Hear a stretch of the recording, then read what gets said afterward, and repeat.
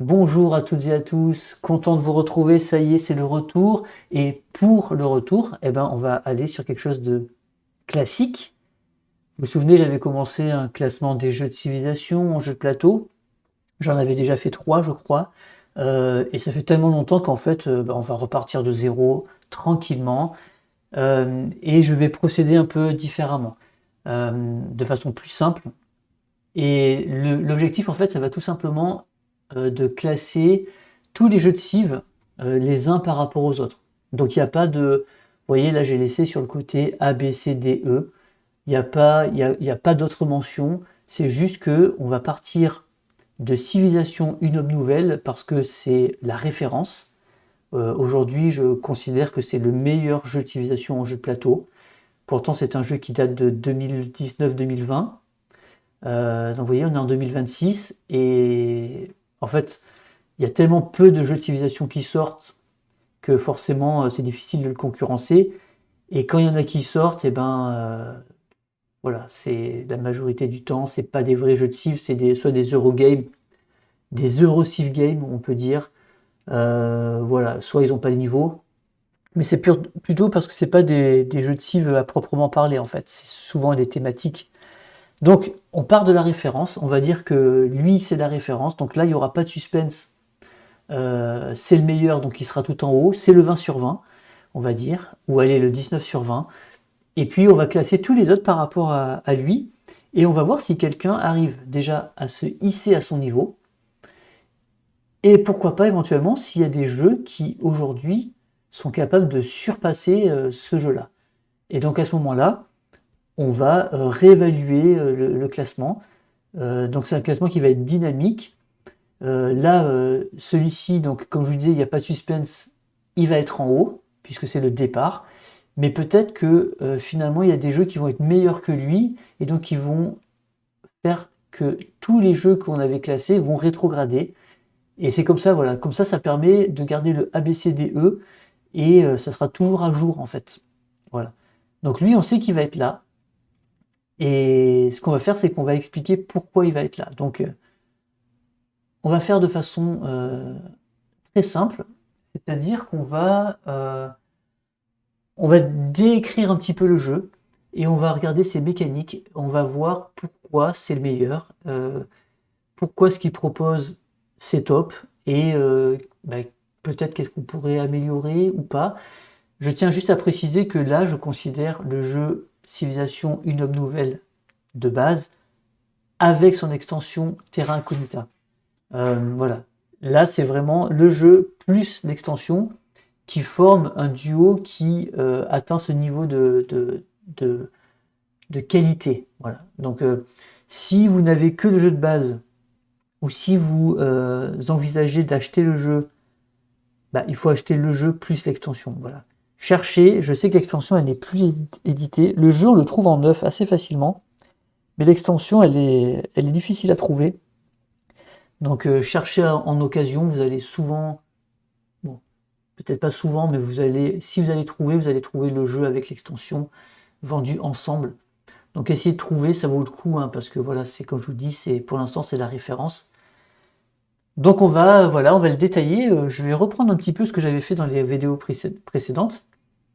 On va aborder certains points et puis on va voir lui comment il se situe par rapport à ça et puis comment en fait il a comment je pourrais dire, comment les développeurs ont réussi à créer des mécaniques autour de ces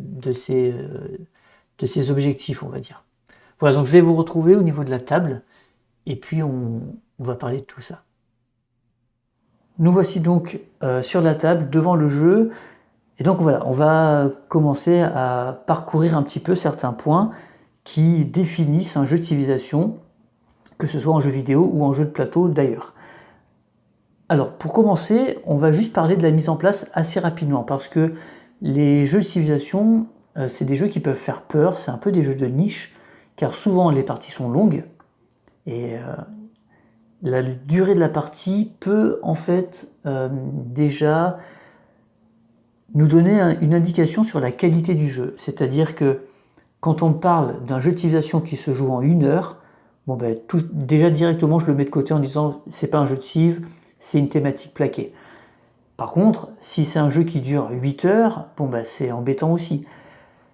Il faut quand même trouver un équilibre, mais malgré tout, si on veut avoir le sentiment de développer une civilisation depuis l'Antiquité jusqu'à l'ère moderne, si on veut avoir le temps de développer des choses, eh ben, on ne peut pas le faire en 1 heure.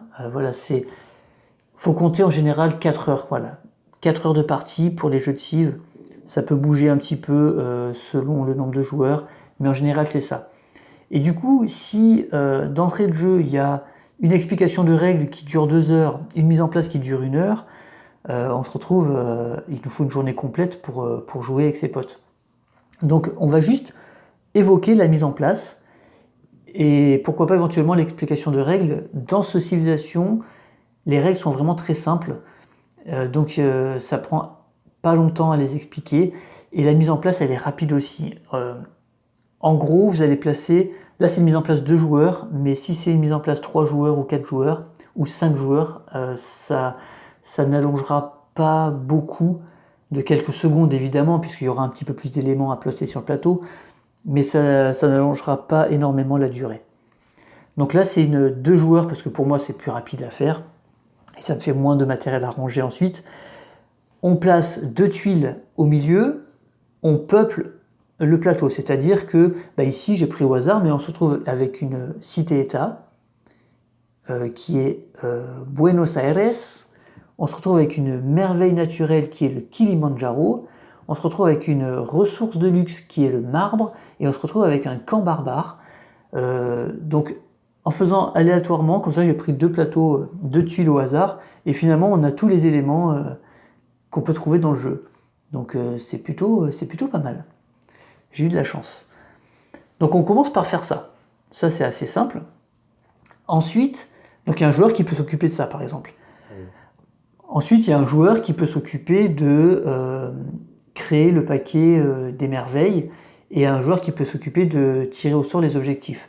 Mais ça, on le fera après. D'abord, on doit choisir notre civilisation et mettre en place notre plateau joueur. Alors, je dis plateau joueur, mais vous savez, parce que tout le monde connaît ce jeu, que dans Civ, une autre nouvelle, il n'y a pas de plateau joueur en fait. C'est une petite barrette comme ça, avec des emplacements sous lesquels on va mettre nos cartes actions. Les cartes actions, elles sont au nombre de 6.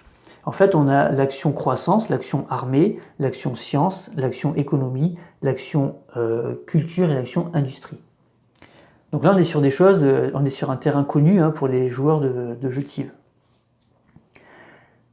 Donc on choisit une civilisation de la façon que vous voulez. On prend des éléments de jeu à une couleur. Donc là j'ai pris la France, donc j'ai pris la couleur bleue. Les éléments de jeu sont ici, c'est juste des jetons.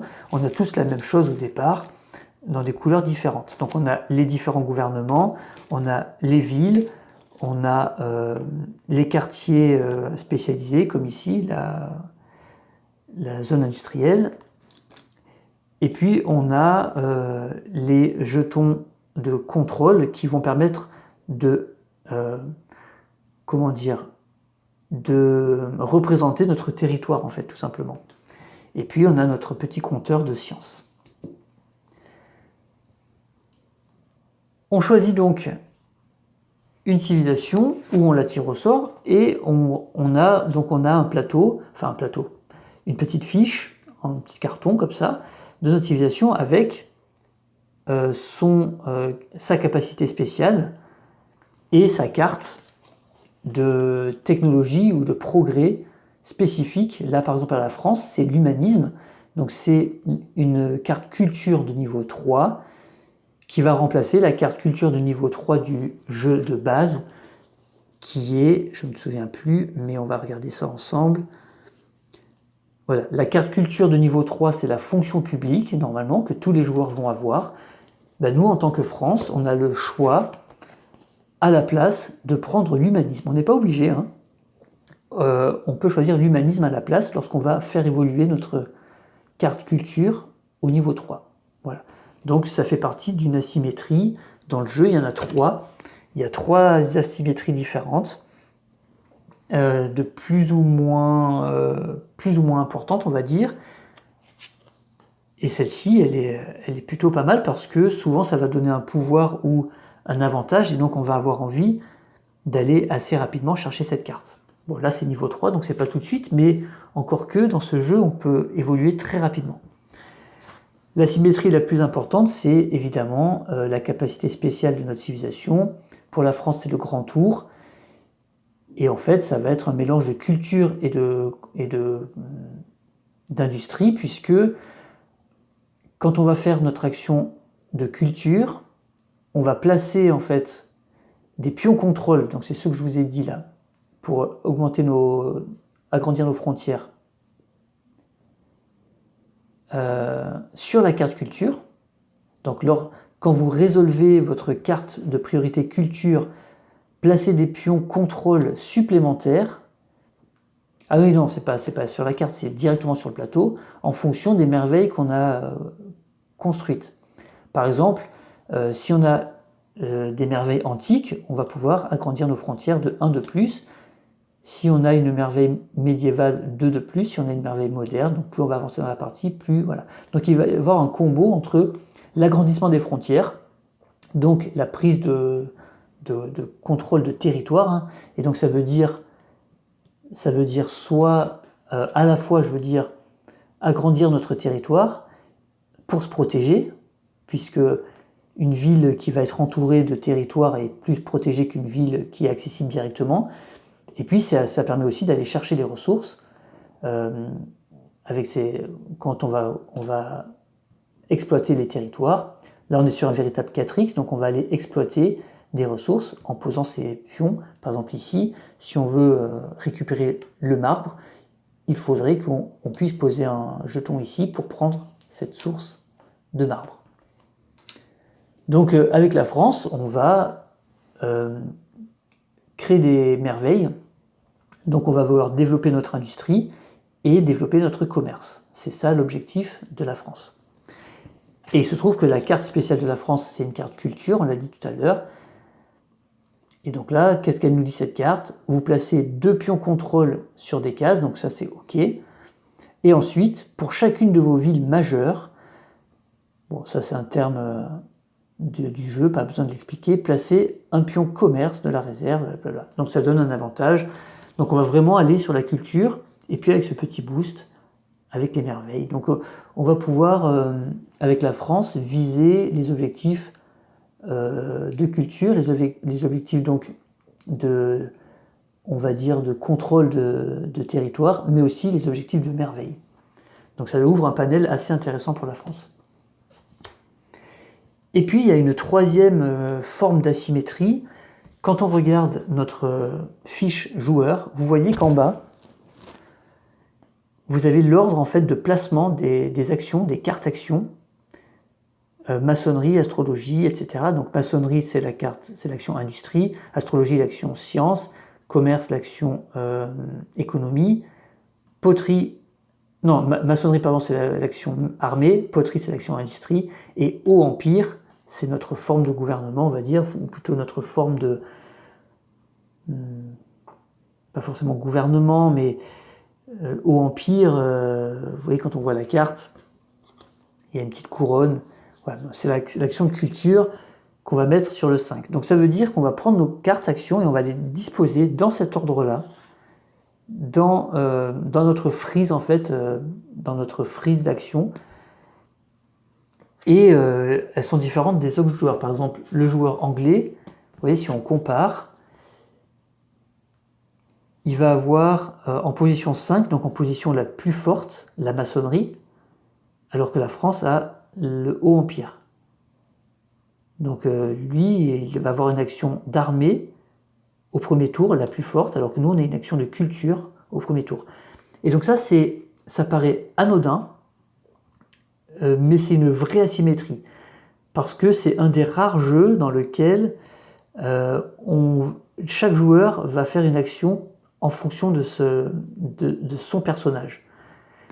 Dans la majorité des jeux de civilisation, les premiers tours sont exactement les mêmes pour tous les joueurs, parce que il va y avoir une logique, ou on va dire un peu comme aux échecs, une ouverture qui va être évidente, selon par exemple les objectifs en cours, selon le terrain qu'on a découvert en début de partie. Bah, en fait, finalement, tous les joueurs vont faire la même chose parce qu'ils vont voir que y a des choses à faire qui vont être importantes dès le début. Bah, dans ce Civilization, c'est pas le cas, en tout cas pas toujours. Ça peut l'être, soit parce que les joueurs ont la même carte en position 5 au début, soit parce qu'il y a vraiment quelque chose qu'il faut faire assez rapidement et on va quand même essayer de le faire avec une carte plus faible. Mais la plupart du temps, on va jouer notre meilleure carte à notre tour, et donc notre carte qui est en position 4 ou 5, et donc ça ne sera pas forcément la même selon les joueurs. Et donc il y a des joueurs qui vont partir, qui vont commencer par explorer, d'autres qui vont commencer par envoyer une caravane commerciale vers un autre joueur, d'autres qui vont commencer à essayer de construire une ville ou d'agrandir des frontières. Et donc voilà, les actions ne vont pas se faire en même temps, et c'est assez intéressant à souligner. Donc une fois qu'on a posé nos cartes, on a mis nos petits jetons, donc notre caravane sur notre carte commerce et notre armée sur notre carte armée, notre carte maçonnerie quoi. Voilà, il n'y a rien d'autre à faire au niveau de la mise en place du plateau joueur. Ensuite, on va définir un premier joueur et puis on va, à tour de rôle, chaque joueur dispose d'une tuile donc qu'il a eu au hasard, d'une tuile de départ, donc avec une étoile. Ça va être l'emplacement de notre capitale. Donc les tuiles sont recto verso, et donc à tour de rôle, en commençant par le premier joueur, on va placer au préalable une tuile de fort. Vous voyez, ça c'est une place forte, ça ressemble vraiment à un fort Vauban. Chaque joueur en a un en début de partie, il va le placer sur la carte. Alors par exemple, si je prends cet exemple ici, le premier joueur, donc là il faut savoir qu'à ce moment-là, on n'est toujours pas au courant des merveilles, du marché de merveilles qui va être à construire et des objectifs de fin de partie. Donc là on va vraiment se positionner par rapport à notre joueur, par rapport à notre civilisation et par rapport au plateau. Par exemple ici on voit que c'est un plateau très intéressant puisqu'il y a des ressources, ici avec le marbre, et il y a surtout une merveille naturelle. Alors c'est quoi la différence? Tout simplement une ressource, quand on vient exploiter ce territoire, on prend le jeton de ressource et qu'on va défausser lorsqu'on va l'utiliser. Alors que si on contrôle une merveille naturelle, donc si on a une merveille naturelle dans nos frontières, ce qui Kilimanjaro nous permet de générer du pétrole, et tant qu'on contrôle cette merveille, on a du pétrole, on va dire à l'infini, on peut l'utiliser sans le défausser. Et là, on va vraiment exploiter la ressource, la source même de cette ressource, alors qu'ici, on va l'exploiter et on va épuiser la ressource. Donc c'est extrêmement convoité, les ressources, les merveilles naturelles. Ce qui est extrêmement convoité aussi, ce sont les cités-États. Il y a 4 types de cités-États. Les cités-États industrielles, comme là Buenos Aires, les cités-États culturelles, les cités-États militaires et les cités-États scientifiques. Il y a 4 types en fait. Donc le type qui n'est pas représenté, c'est les cités-États économiques. Ça, il n'y en a pas dans le jeu. Donc là, par exemple, on a découvert une cité-État industrielle. Donc c'est Buenos Aires. C'est pas au hasard, c'est juste qu'il y a un symbole industrie dans une forme d'un carré, un losange. Donc on va chercher celle qui correspond. Donc là, c'est forcément celle-là. Pourquoi? C'est important par rapport à son placement, c'est pas au hasard. On n'aurait pas pu mettre n'importe laquelle ou n'importe quelle cité-État industrielle ici. C'est forcément celle-ci qui arrive là. Et donc on va aller chercher, lors de la mise en place, donc le symbole qui correspond, donc industrie carré, elle est là. Et donc là, ce sont les cartes diplomatie, il y en a 2 par cité-État pour Buenos Aires. Alors ça veut dire quoi? Ça veut dire que déjà il y en a 2. Ça veut dire que qu'on soit 2 joueurs ou qu'on soit 5 joueurs, il n'y en a que 2. Donc ce sont les 2 premiers joueurs qui vont commercer et qui vont envoyer leur caravane commerciale vers Buenos Aires, qui vont en fait avoir une action, une alliance diplomatique avec elle. Et forcément, on se doute que ça va nous apporter un bonus d'industrie. Donc c'est quoi exactement, par exemple, pour cet exemple? Lorsque vous construisez une merveille, donc ça nous intéresse pour la France, réduisez son coût de 2 si vous n'avez pas déjà une merveille de ce type. Intéressant. Donc les merveilles, il y a 4 types. Donc c'est culture, militaire, sciences et économique. Ok. Donc là, c'est inversement aux cités-États où il y a industrie et pas économie. Pour les merveilles, il y a économie, mais il n'y a pas industrie. Il n'y a pas de merveille industrielle dans ce jeu. Donc si c'est notre première merveille culturelle qu'on va construire, eh ben, si on est allié à Buenos Aires, si on a fait une alliance diplomatique avec eux, eh ben, tout simplement, thématiquement, ils nous aident. On peut imaginer qu'ils nous fournissent en ressources, en main-d'œuvre, je ne sais pas. Bref, on leur achète des choses où ils nous aident et donc la construction de la merveille est plus simple. Donc super intéressant d'être dans les 2 premiers à commercer avec cette cité-État pour obtenir son bonus. Il faut savoir que les cités-États, on peut aussi tout simplement les attaquer. Hein. On n'est pas obligé de commercer avec elles, on peut les attaquer et les annexer, hein, tout simplement. Par contre, ça ne nous rapporte pas de bonus, hein, c'est juste qu'on prend la place, mais souvent elles sont bien placées. Vous voyez là, elle a une ressource de marbre juste à côté qui ne va pas être facile à aller prendre autrement. Il faudrait qu'en fait qu'on fasse une ville adjacente à cette ressource, mais ici on voit qu'il y a un barbare, ici on ne peut pas le faire parce qu'il y a déjà une ville ici, donc on ne peut pas être adjacent, donc il faudrait soit qu'on vienne faire la ville ici, soit qu'il y ait une exploration qui se fasse ici, ou une tuile pour pouvoir aller faire une ville ici, parce que là il y a de l'océan. Ok.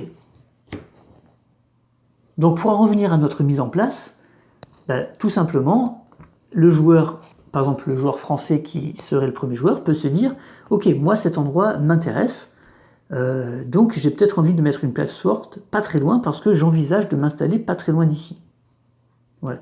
La place forte, il faut savoir que quand on la place, elle doit toucher 2 cases au minimum, donc elle peut être là vraiment, elle peut être absolument n'importe où, sauf en bout de plateau comme ça. Mais on pourrait la mettre ici, on pourrait la mettre ici, on pourrait la mettre ici. On peut même la mettre dans l'eau ici, hein, puisqu'on peut dire que c'est une île ou une terre qui arrive ici. Le seul endroit où on ne peut pas la mettre, c'est adjacent à une cité.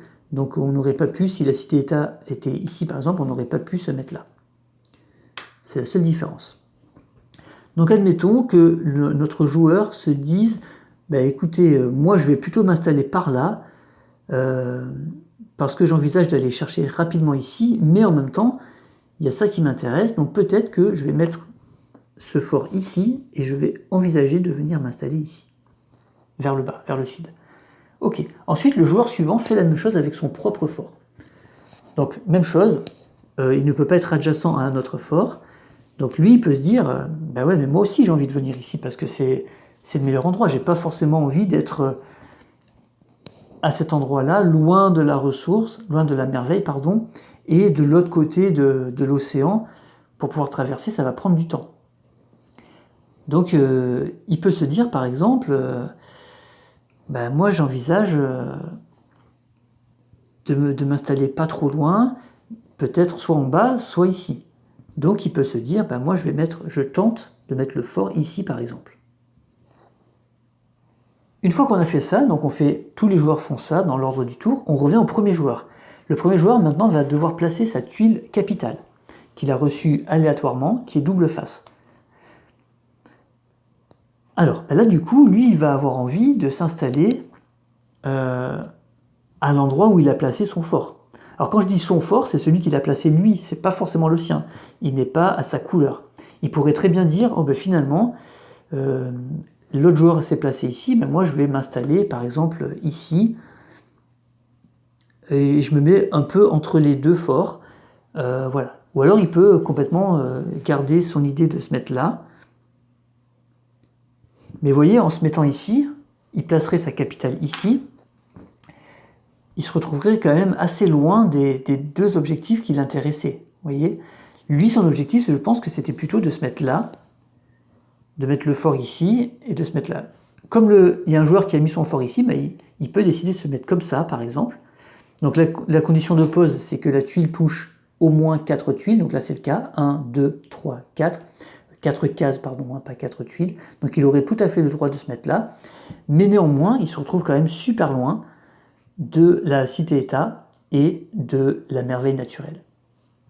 Alors, est-ce qu'il peut essayer de se mettre dans l'autre sens, comme ça, ça va être compliqué, parce qu'en se mettant comme ça, il se peut comme ça, il est plus proche, il touche toujours 4 cases, donc il pourrait décider de se mettre comme ça, et là, ça pourrait être pas trop mal, parce qu'il est proche de la cité-État, à moins de 3 cases.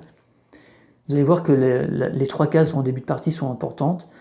Par contre, il est très loin de la merveille naturelle. Alors il pourrait décider de se mettre là. Cette fois, il serait à 3 cases de la merveille naturelle, mais plus loin de la cité-État. Alors, c'est peut-être ce qu'il va faire, parce que pour lui, la priorité, c'est d'abord ça, plutôt que ça. Là, il y a 2 cartes, donc on peut être 2 à y aller, donc il n'est pas forcément le premier à y aller. Il ne sait pas, voilà. Alors que ça, c'est vraiment très important d'aller le chercher. Et pour aller le chercher, il faut aller construire des villes proches, etc. Donc, il peut tenter de se mettre comme ça. Donc, admettons, il décide de se mettre comme ça, c'est valide, hein, ça touche bien 1, 2, 3, 4 cases.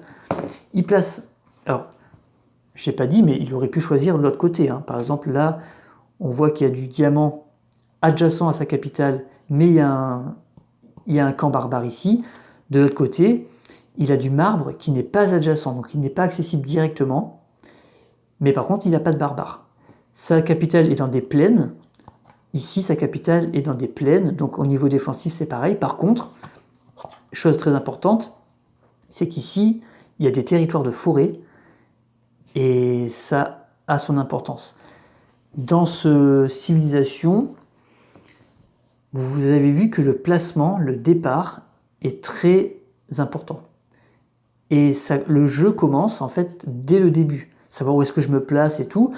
Et là, on a vraiment le feeling du jeu vidéo où, quand on découvre la carte, on regarde les ressources qu'il y a, on commence déjà à planifier où est-ce qu'on va aller s'étendre. Là, c'est la même chose. Et rappelez-vous que pour la France, elle a son bonus donc culture dépendant des merveilles qu'elle a construites. Donc, elle peut se dire, moi, je vais construire des merveilles. Il y aura peut-être des objectifs basés sur les merveilles plus tard, mais surtout, moi, j'en ai besoin pour ma stratégie de jeu.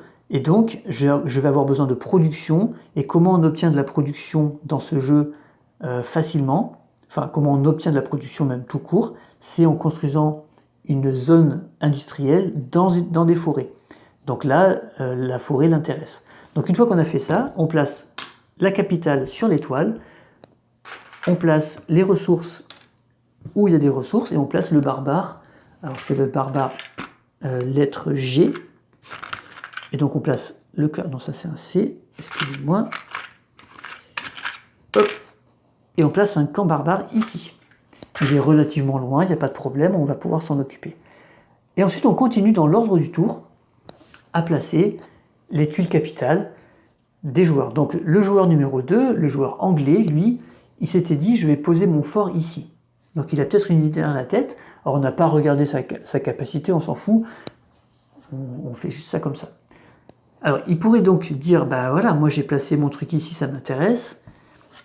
Qu'est-ce qu'il y a ici? Ici il y a des forêts, du pétrole, et ici il y a plutôt des collines, des plaines, du diamant, il y a de l'eau. Il y a de l'eau des deux côtés. Pour les Anglais, on peut imaginer que ça peut peut-être l'intéresser. Donc il pourrait s'installer comme ça. Et lui serait proche de la cité-État, proche de la place forte. Ça pourrait l'intéresser. Mais il pourrait tout simplement venir s'installer carrément de l'autre côté.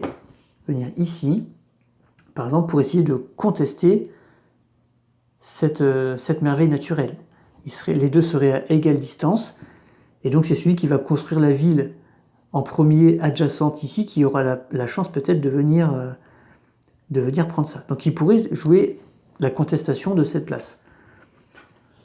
Voilà, vous voyez, donc il y a plein de choses intéressantes à faire. Donc admettons, ça pourrait, on va, non, parce que il va pas se mettre là, parce que alors se mettre comme ça pourrait être sympa. Il y a beaucoup de forêts, mais là il est vraiment très loin d'une place forte. Et ce que je vous ai pas dit, c'est que conquérir une place forte fait partie des objectifs. Alors il y a 2 versions, mais on en parlera tout à l'heure. Mais dans la version normale du jeu, conquérir une ou plusieurs places fortes fait partie des objectifs. Donc là il annihilerait un petit peu cette... Voilà, donc ça serait pas judicieux de se mettre là, parce qu'il serait obligé d'aller très loin. Donc il va rester comme il avait prévu. Ici par exemple. Alors là il est loin. Comme on avait mis comme ça tout à l'heure? Non. On avait mis peut-être cette tuile là, comme ça. Ça touche bien 4 cases. 1, 2, 3, 4. Il met sa capitale. On lui donne du pétrole ici. Et voilà donc la map de début de partie. Alors vous comprenez bien que chaque partie commence vraiment différemment. Premièrement, il y a les 2 tuiles, ou 4 selon le nombre de joueurs qu'on place au début, qui sont recto verso, donc qui sont vraiment différentes. Parfois on n'a rien, là on avait beaucoup de choses. Ensuite il y a comment les joueurs vont placer leur place forte, leur tuile de départ, en fonction de ce qu'il y a et de leurs objectifs de stratégie. Et vous voyez, ça peut avoir des formes complètement bizarres. Là, ça part déjà un peu dans tous les sens. Et après, il va y avoir en plus l'exploration des joueurs. Donc on a vraiment des configurations vraiment différentes en début de partie. Et ça, c'est un point assez important. Et une fois qu'on a fait ça, là, on va déterminer en fait les merveilles on va créer les paquets de merveilles, donc les marchés de merveilles qu'on va pouvoir construire. Donc là, par exemple, on a le grand phare, la grande bibliothèque, l'Alhambra et le Colisée. Voilà, on ne revient pas dessus, on s'en fout. Et puis, on va déterminer les objectifs de fin de partie, ce qui va nous permettre de parler justement des conditions de fin de partie. Quel est le but en fait de ce jeu? En fait, dans ce jeu, il n'y a aucun point de victoire. C'est une course aux objectifs. Donc par exemple, j'amène les objectifs ici. Donc tout à l'heure, je vous ai parlé de 2 versions différentes pour les conditions de fin de partie, conditions de victoire. La normale, c'est de mettre ces 2 objectifs. Fortifié et expéditionnaire. On va valider cet objectif si on conquiert une place forte. On va valider cet objectif si on conquiert une 2e place forte. C'est-à-dire que si on a 2 places fortes dans nos frontières. Et ensuite, on prend 3 autres cartes objectifs au hasard. Et donc on a un total de 5 cartes objectifs. Donc les objectifs, en fait, c'est ce qui va conditionner la fin de partie. C'est le premier joueur qui arrive à avoir 4 jetons sur 4 cartes objectifs. Par exemple, si on revient sur l'exemple de la France, ici on voit qu'on a des objectifs de merveille. L'objectif esthète, c'est construire 2 merveilles culturelles. L'objectif grippe-sous, c'est construire 2 merveilles économiques. Donc notre France, là, qui s'est positionnée ici, pour envisager de faire une zone industrielle rapidement, qui va faire des merveilles parce qu'elle en a besoin pour améliorer son action culture, elle va essayer de viser, tant qu'à faire, des merveilles qui donnent des objectifs. Donc la France va essayer de viser ça et ça. Donc ça lui ferait peut-être 2 qu'elle va essayer de viser. Ok.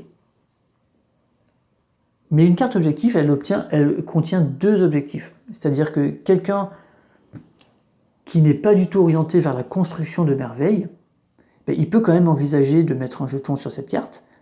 Lui, il lui faudrait qu'il construise des villes. Vous voyez? Ou qu'il explore Voilà. Donc on peut très bien juste être explorateur et explorer, aller s'étendre sur la carte pour viser cet objectif et ne pas construire de merveilles. Voilà, donc on arrive à trouver ou aller sur de la diplomatie, vous voyez, à envoyer des caravanes commerciales vers tous les joueurs, obtenir des accords diplomatiques avec tout le monde, et dès qu'on en a 4, hop, on valide cet objectif. Il faut savoir que les cartes objectifs, une fois que c'est validé, c'est validé. C'est-à-dire que ici, vous voyez, c'est l'objectif, ou là par exemple, c'est avoir 4 accords diplomatiques avec 4 joueurs différents, joueurs ou cité-État. Dès qu'on en a 4, on valide cet objectif. Mais si finalement on en perd un, ben on ne perd plus cet objectif. Il a été validé, il est validé. Même chose avec celui-ci. Si on a 2 merveilles économiques, mais que quelqu'un nous attaque et nous prend une merveille, ben on ne perd pas l'objectif. Et même chose ici. Ces 2 objectifs-là sont dynamiques. C'est-à-dire que si j'arrive à conquérir, par exemple, cette place forte, donc en l'attaquant et puis en mettant une ville à la place, je gagne l'objectif fortifié. Par contre, si quelqu'un d'autre vient m'attaquer et qui récupère cette place, ben moi, du coup, je perds et c'est quelqu'un d'autre qui vient prendre la place. Et expéditionnaire, c'est d'en avoir 2 en même temps. Voilà, donc c'est dynamique, ça peut bouger. Donc ça, c'est la version objectif de la version de base du jeu. Ça implique de devoir se développer militairement puisqu'on va devoir attaquer les places fortes. Mais il y a une version du jeu où on peut jouer un petit peu plus pacifiste en disant ben, en fait on n'utilise pas ces 2 cartes et on met que des objectifs comme ça. Voilà. Donc c'est possible, c'est proposé dans le jeu. Voilà. Moi j'aime bien, de toute façon on est obligé de se militariser un peu parce qu'on n'a pas envie de se faire attaquer par les autres.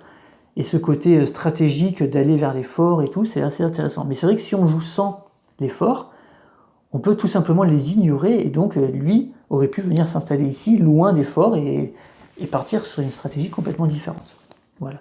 Et donc la fin de partie se déclenche dès qu'un joueur a atteint 4 des 5 objectifs qui sont là. Donc c'est assez sympa, on ne sait pas exactement la durée de la partie. Voilà, il peut y avoir des retournements de situation. Vous imaginez bien que quand on est tous à 3 cartes, et ben en fait on essaye de voir si le joueur, le tour d'après, il est capable d'accomplir un objectif. Et donc voilà, ça peut être très très très sympa. Donc voilà comment le jeu fonctionne. Maintenant, si on regarde un petit peu ce qui fait que ce Civilization, une œuvre nouvelle, est un grand jeu de civilisation. Première chose, c'est si on regarde le tour de jeu, là on est en présence d'un jeu qui est à la fois riche, profond et d'une simplicité exemplaire. C'est-à-dire qu'au-delà de la mécanique de ces cartes-là qui se décalent, bon, je ne vais pas vous décrire la mécanique du jeu là, je le ferai dans une autre vidéo, mais ce qui est important, c'est qu'on est sur des tours rapides et fluides. À son tour de jeu, un joueur a le choix entre ses 6 actions, puisqu'il a 6 cartes actions différentes, mais il peut en utiliser qu'une seule. Donc on fait une action par tour. Donc une action par mi-6, vous allez me dire, ouais, mais il y a 6 actions, donc il faut réfléchir. Mais en fait, pas vraiment, puisque plus on va vers la droite, plus les actions sont fortes. Donc on va rarement, voire jamais, jouer les 2 premières. On va rarement jouer ces 2-là, parce qu'elles sont moyennes.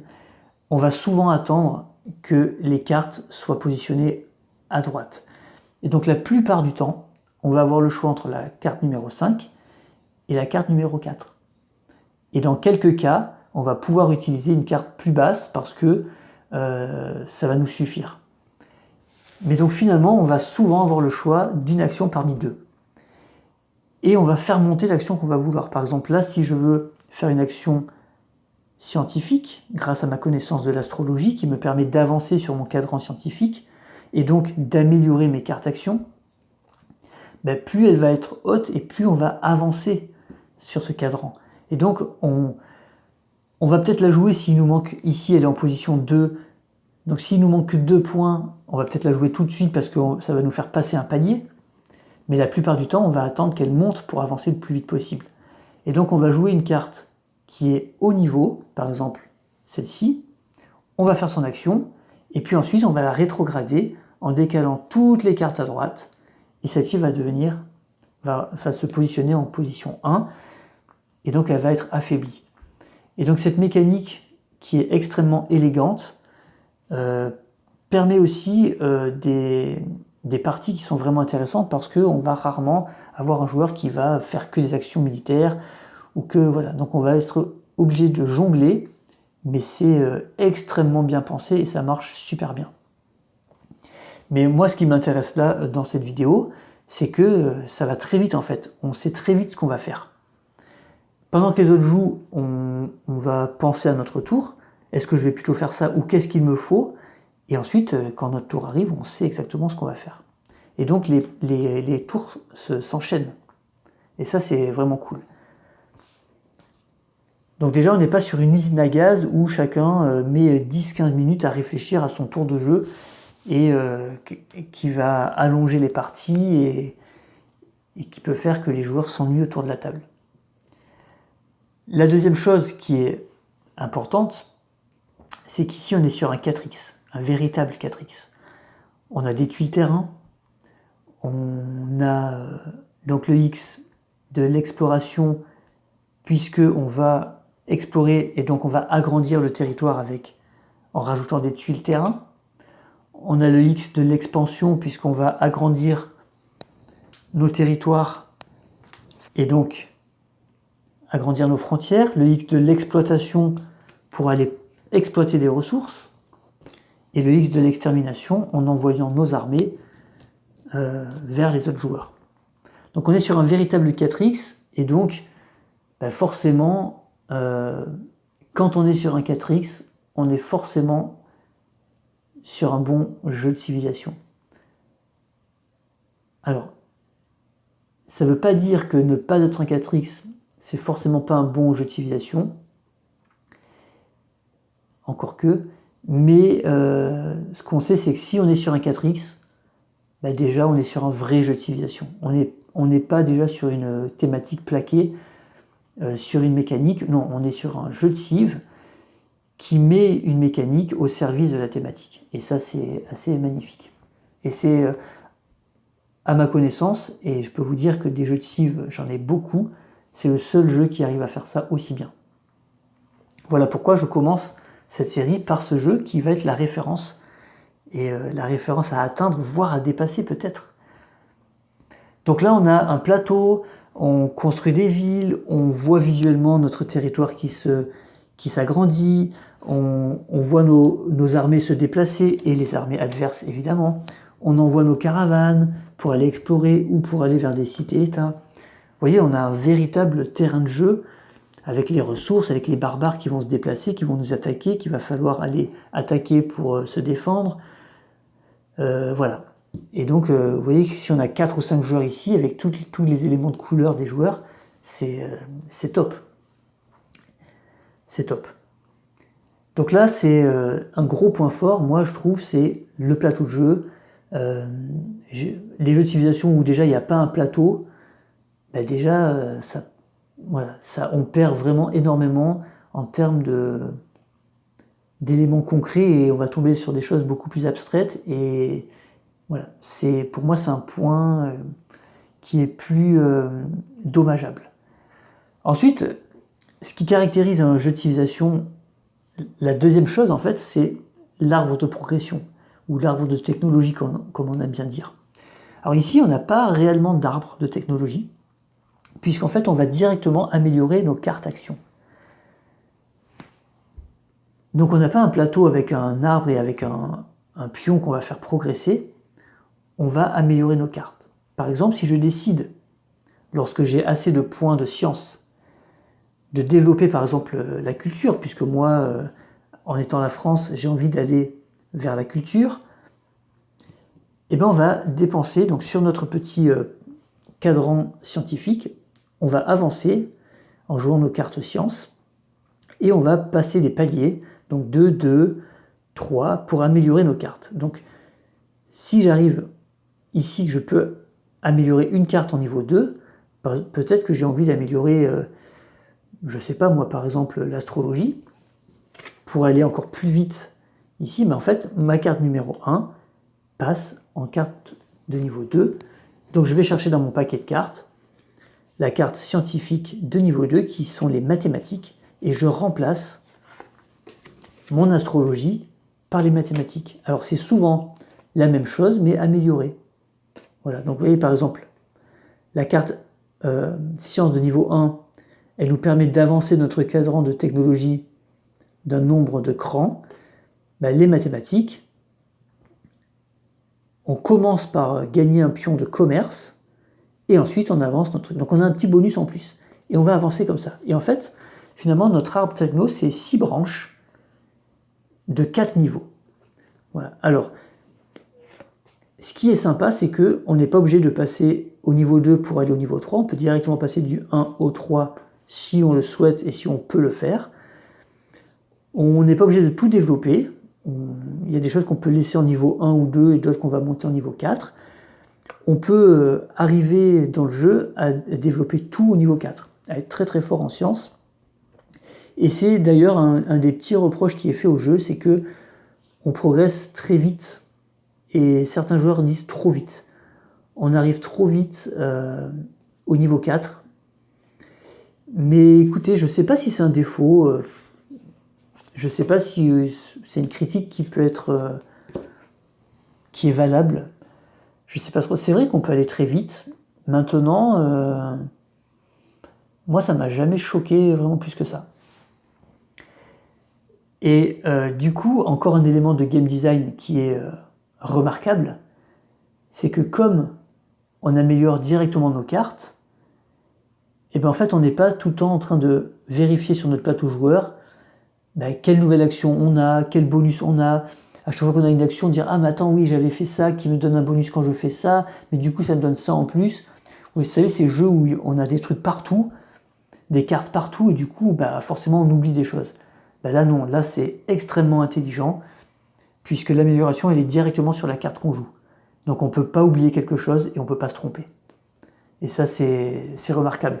Ce jeu il a 6 ans et il est d'une modernité incroyable.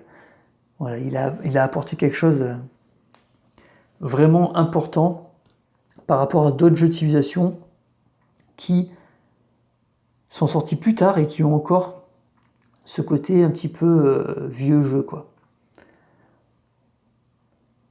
Donc on a parlé du 4X, donc on a parlé de l'exploitation de ressources. Ici on est sur un jeu qui a été fluidifié et simplifié presque à son maximum. Et c'est une très bonne chose parce que ça fonctionne très très bien.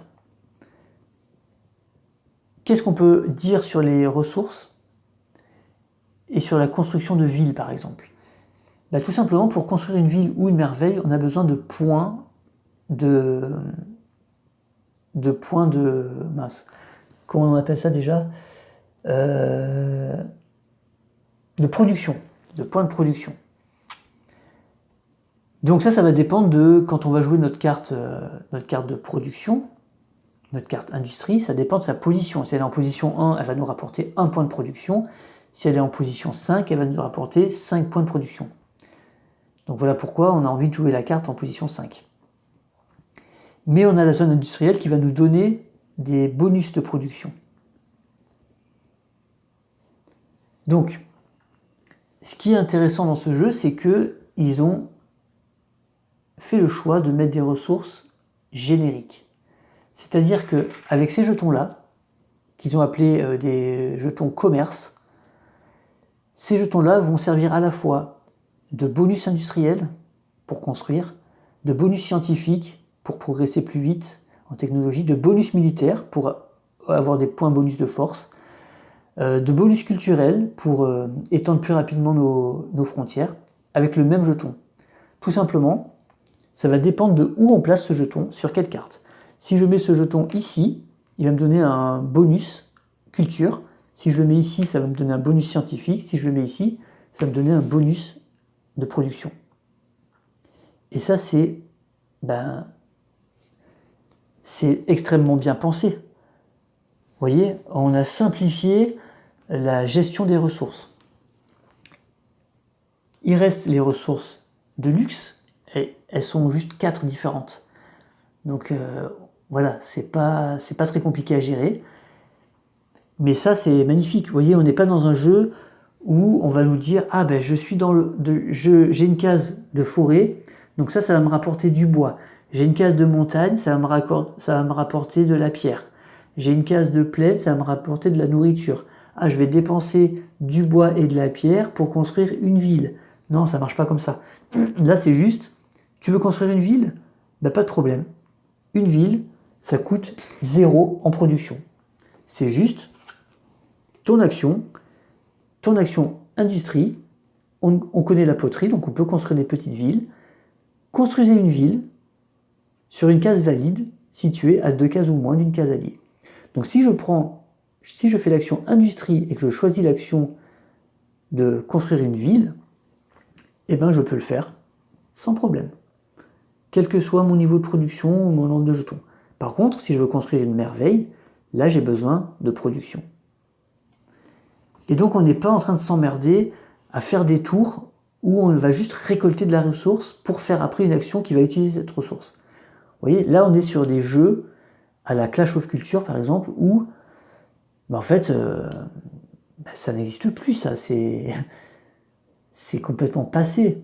Là ici on fait plus ça. Voilà, c'est directement, on va à l'essentiel. Et je trouve ça vraiment très très bien fait. C'est simplifié et ça marche très très bien. Voilà, en fait on a fluidifié le jeu. Et ça, je trouve ça très intelligent de leur part. Et après, en fait, tout simplement, ça va déplacer ton niveau de réflexion en stratégie. C'est-à-dire que plutôt que d'utiliser un tour juste à récolter de la ressource pour pouvoir faire une action ultérieurement, ici, en fait, on va planifier avec nos quartiers spécialisés, par exemple. Si je sais que j'ai besoin de construire des merveilles, donc je vais avoir besoin de production, je vais essayer de m'installer dans des endroits où il y a des forêts, comme je l'ai fait là. Ensuite, je vais envisager de construire une zone industrielle dans cette forêt pour que, lorsque je vais pouvoir activer ma zone industrielle, elle va me rapporter de la production bonus. Et donc, je vais avoir de la production qui va me permettre de faire des merveilles. Quelqu'un qui n'a pas du tout l'objectif de construire des merveilles, lui, il s'en fout des forêts, donc il ne va pas forcément essayer d'aller s'installer dans des forêts, et le quartier spécialisé qu'il va construire, ça ne sera pas la zone industrielle, ça sera peut-être le campus scientifique ou la place de théâtre. Vous voyez? Donc finalement, le fait d'avoir mis des ressources génériques comme ça permet de déplacer la stratégie, la réflexion vers du gameplay, plutôt que vers je suis obligé de récolter de la bouffe parce que sinon je ne peux pas produire des colons pour aller faire une ville. Non, là je veux faire une ville, je joue la carte industrie et je fais une ville. Point barre. Voilà. C'est tellement mieux, quoi. Voilà, on va pas. On fluidifie, tout simplement. Donc les merveilles, on en a parlé, il y en a, elles ont un coût.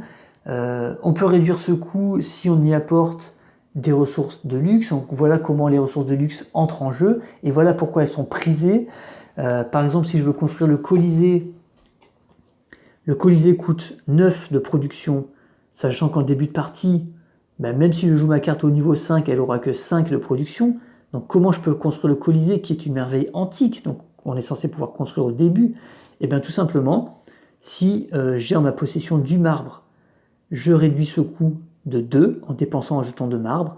Si j'ai 2 de marbre, je peux dépenser 4, enfin réduire de 4 et donc dépenser les 2. Si j'ai du pétrole, ça réduit aussi de 2.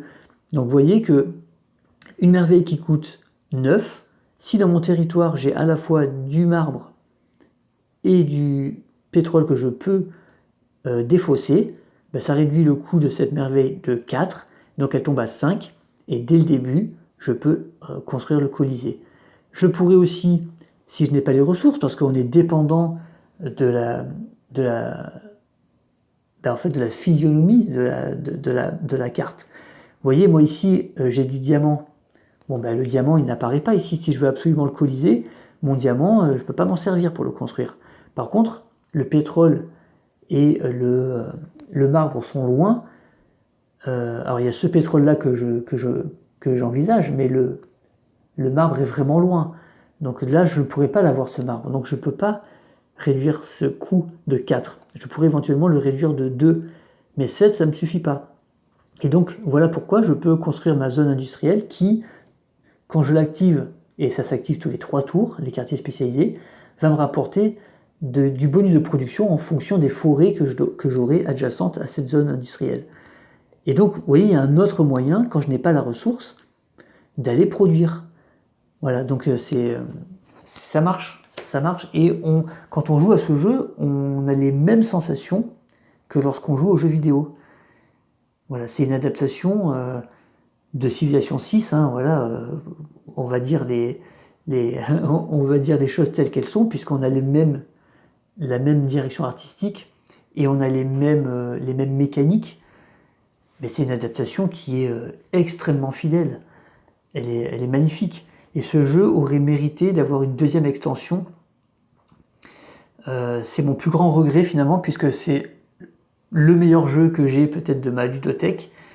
Et mon plus grand regret, c'est qu'ils aient sorti qu'une seule extension. On aurait aimé qu'il y ait une extension qui ajoute encore une petite mécanique, pourquoi pas la religion, même si c'est parfois un peu touchy. Ou alors tout simplement des civilisations supplémentaires, vous voyez. Voilà, ce jeu aurait mérité d'avoir plus d'extensions tellement il a un game design parfait, quoi. Si on parle un peu des guerres dans ce jeu, puisque moi je peux pas concevoir un jeu de civilisation sans guerre. Je comprends pas qu'on puisse dire oui, j'ai développé un jeu de civilisation, mais bon, il n'y a pas du tout de guerre dans ce jeu. Mais comment ça, il n'y a pas de guerre? Vous n'allez pas me dire que la guerre c'est un détail de l'histoire de l'humanité. Je pense qu'il y a des guerres en permanence quelque part, et en ce moment on est bien placé pour le savoir. Guerre en Ukraine, guerre en Iran, on parle de celles-là parce qu'elles sont proches de nous, mais il y a des guerres partout en fait, en permanence, depuis toujours. On ne peut pas faire un jeu de civilisation en disant on a carrément enlevé l'aspect guerre du jeu. Non, c'est pas possible. Après, par contre, on peut le faire de différentes façons. On peut le simplifier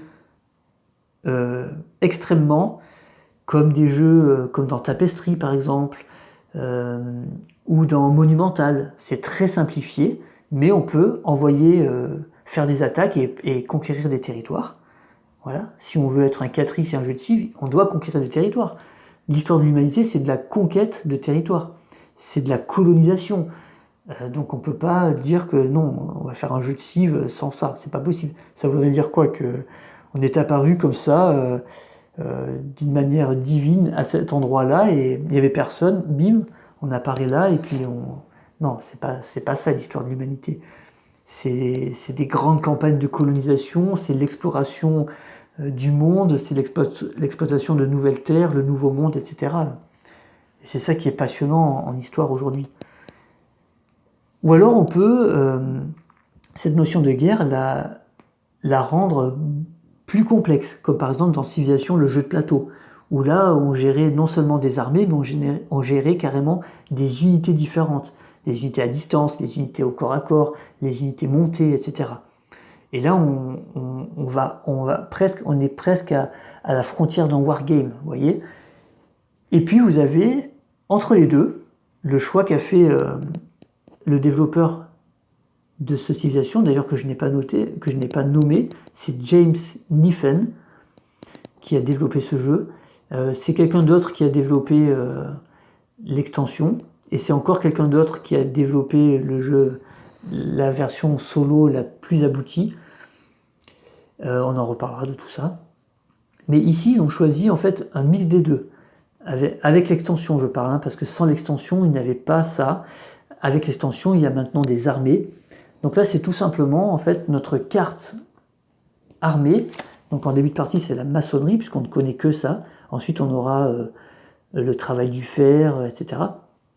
Mais c'est notre carte armée qui va déterminer la logistique de notre armée, donc son déplacement, et puis c'est sa position dans la frise temporelle qui va déterminer la puissance de notre armée.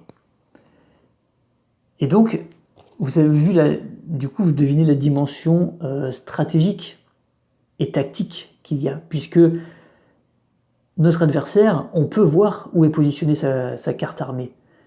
Si elle est en position 5 et qu'il est menaçant, attention, il va être fort. S'il est en position 1, peut-être que c'est le moment de l'attaquer, parce que son armée est faible, elle est démobilisée. Et donc, alors attention, il y a des moyens de moduler ça.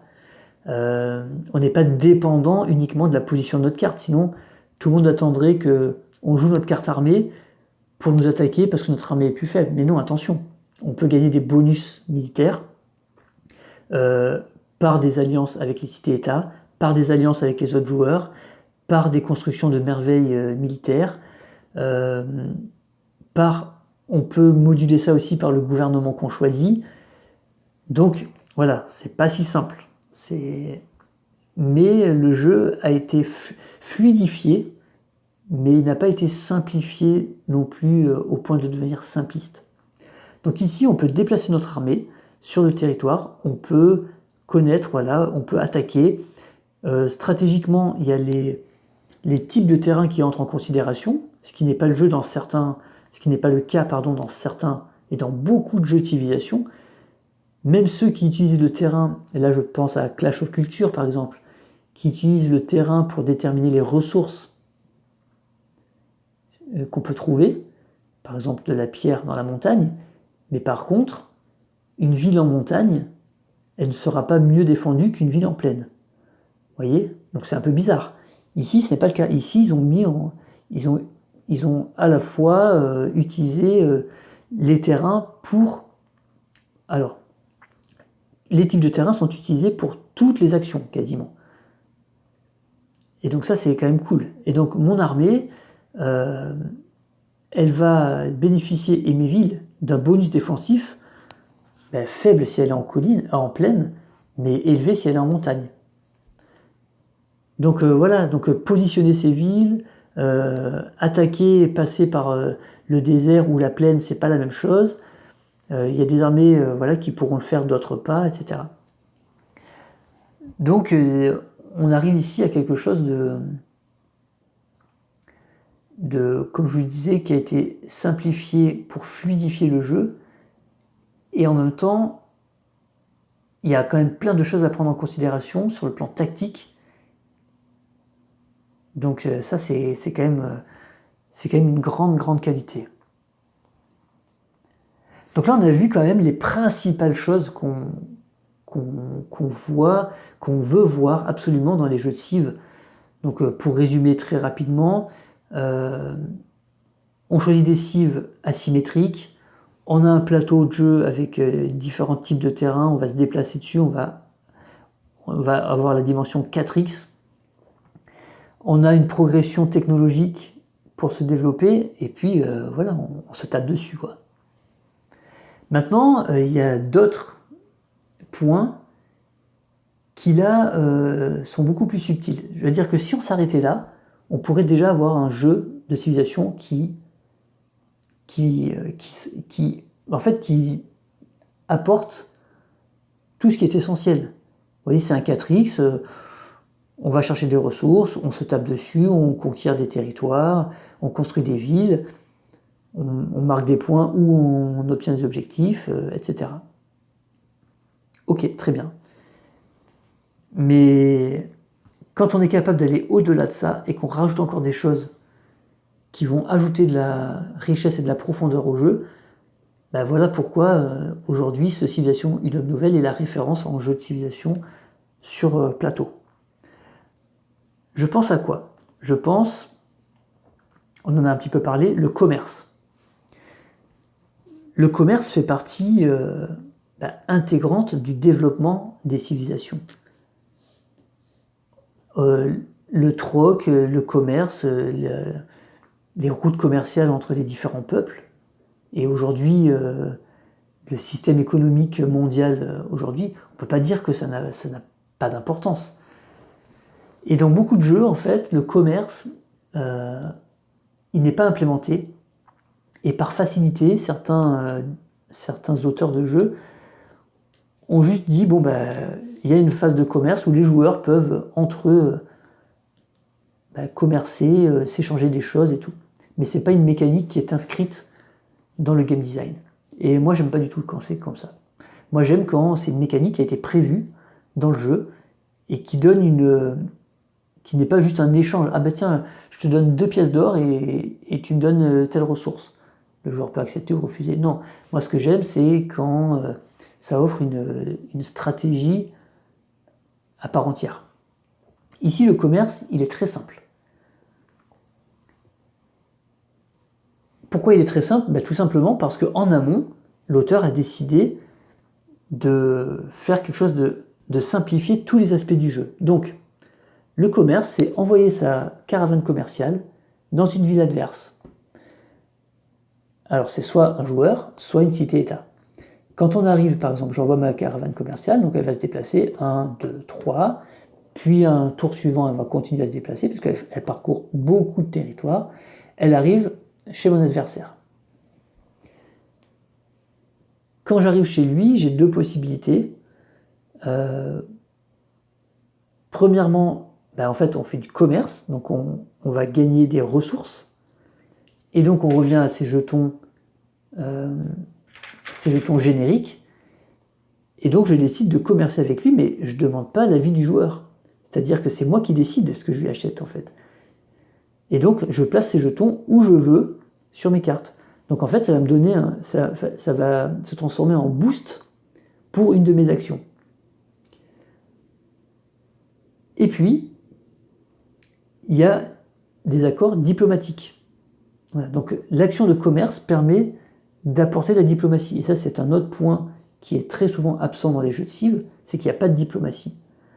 Et là, la diplomatie, c'est tout simplement prendre une carte diplomatique de ce joueur, une carte qui lui reste, puisqu'il ne peut pas faire des alliances diplomatiques, la même alliance avec différents joueurs.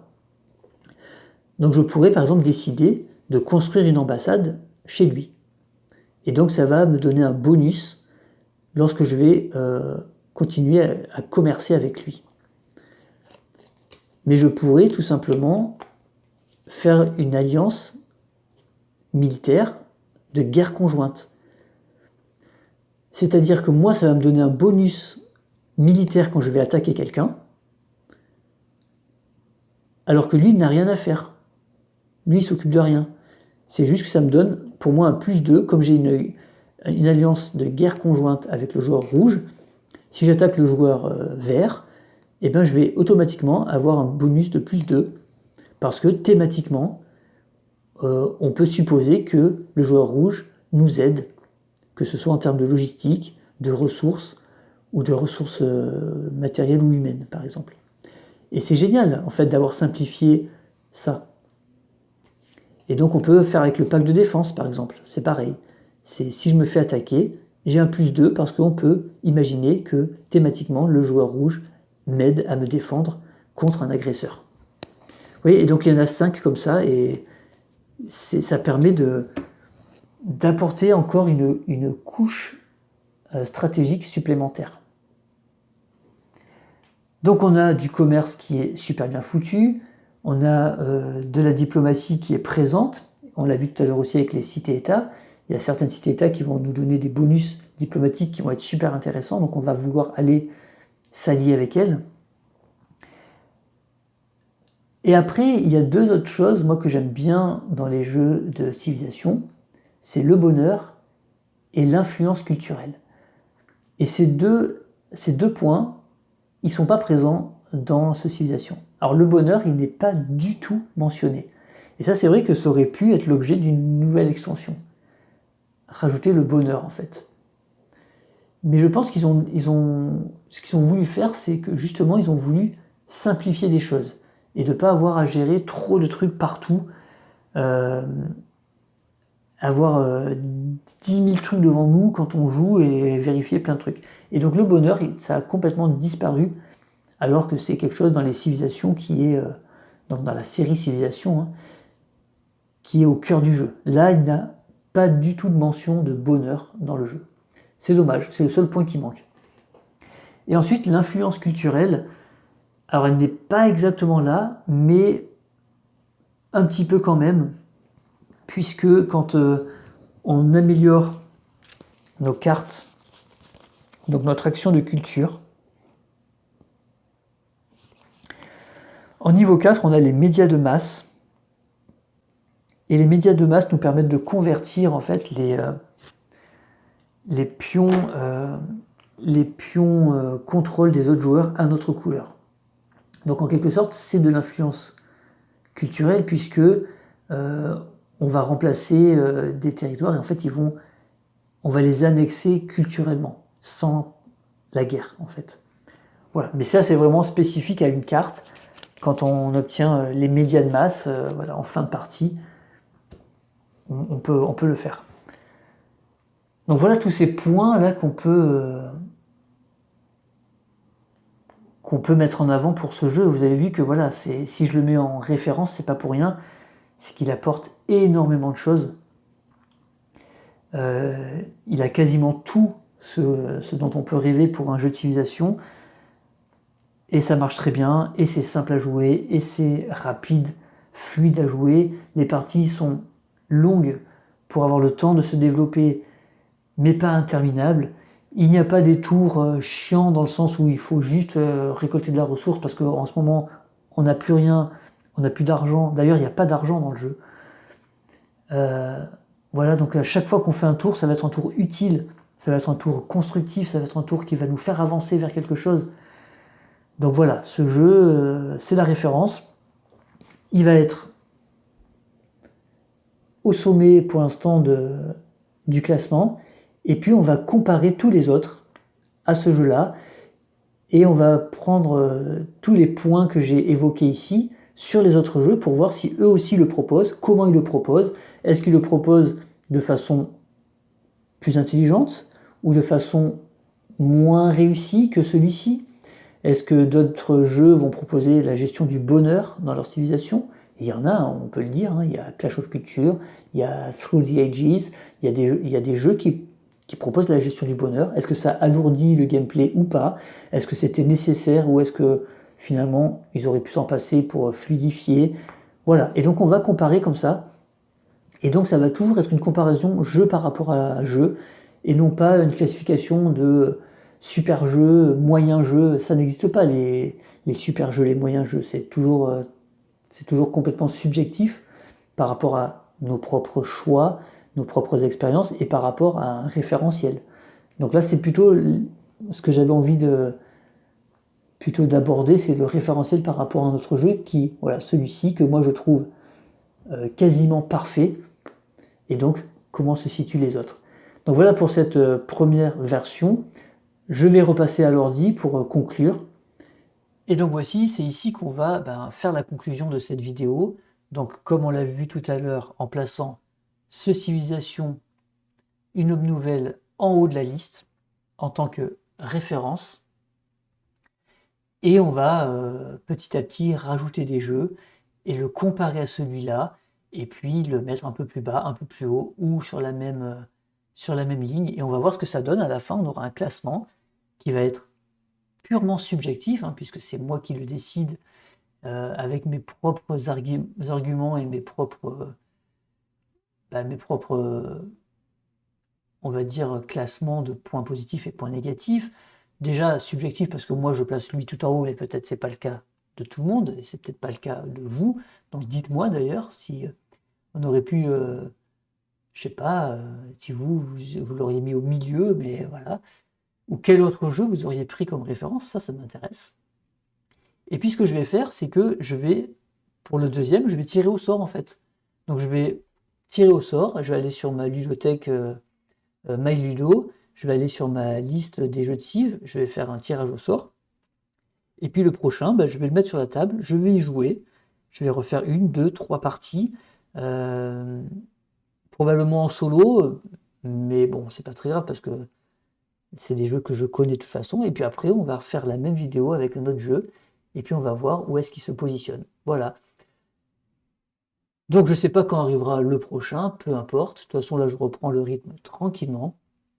Et donc, bah voilà, je vous dis merci d'être arrivé jusqu'à là. Dites-moi en commentaire, vous, quel est votre jeu référence en jeu de Civ, si vous en avez. Dites-moi si vous n'aimez pas les jeux de Civ, hein, je sais que tout le monde n'aime pas ça. Et puis je vous dis à bientôt et surtout, jouez bien. Allez, ciao.